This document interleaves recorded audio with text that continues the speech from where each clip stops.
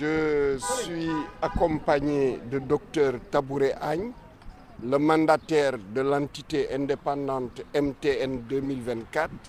Nous sommes venus ici au Conseil constitutionnel déposer notre recours. Il faut souligner que le 3 janvier déjà, Dr Tabouré Agne était venu déposer un recours. Donc notre venue aujourd'hui, c'est renouveler la requête que nous avions déposée à ce moment-là.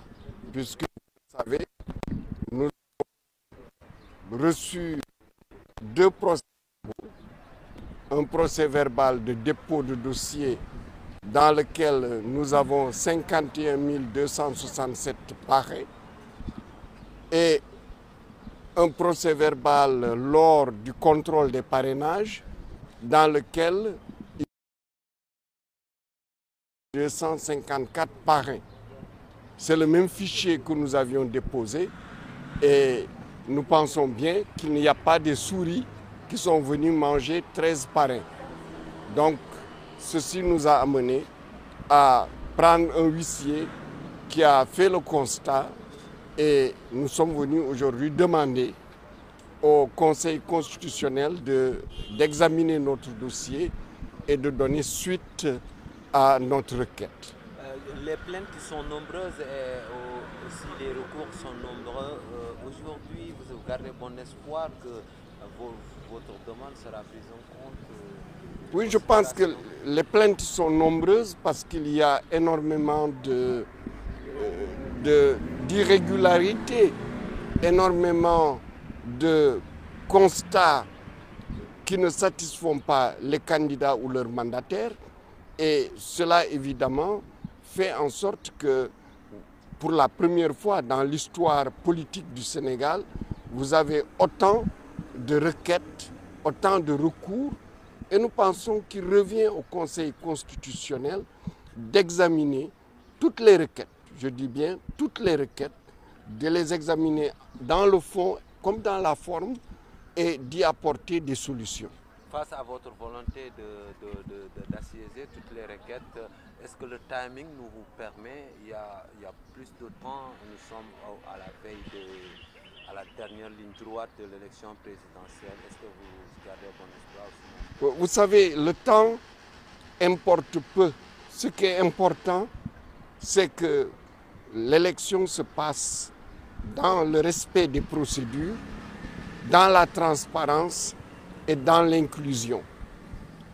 Si je suis un candidat, si on me rejette pour des raisons valables, je n'ai aucun problème. Si par contre on me rejette pour des raisons qui ne le sont pas, évidemment, cela n'est pas bon pour la démocratie sénégalaise, cela n'est pas bon pour les élections et cela fera en sorte que, au sortir des élections, il y aura nécessairement un contentieux et je pense qu'il vaut mieux régler les contentieux avant les élections plutôt qu'après les élections. Après les élections, Monsieur le ministre, est-ce que le nombre important de réclamations enregistrées ne peut pas être un prétexte pour un probable report des élections? Je vous l'ai dit, je l'ai dit à vos confrères depuis longtemps, je suis foncièrement contre le report des élections. Je le dis, ce pays a une tradition de respect de l'élection présidentielle. C'est la seule élection qui a eu très peu de reports, dans le sens où peut-être des reports de quelques jours seulement, mais jamais de report comme on l'a connu avec les élections locales ou les élections législatives. Je suis contre un tel précédent. De la même façon, j'exige que les droits de tous les candidats soient respectés. De tous les candidats. Ceux qui sont comme moi libres de circuler, comme ceux qui sont en prison.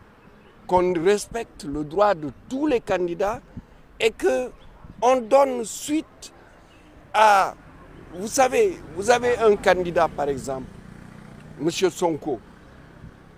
La justice lui a donné droit de retrouver son nom dans le fichier électoral. La justice lui a donné droit de pouvoir retirer ses fiches de parrainage. Mais c'est l'administration qui a refusé d'appliquer les décisions de justice.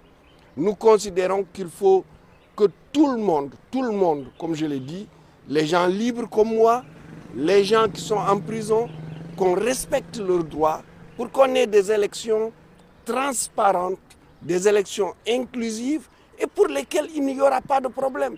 Celui qui va gagner ou celle qui va gagner, mais tout le monde applaudira après et se mettra au travail autour de cette personne.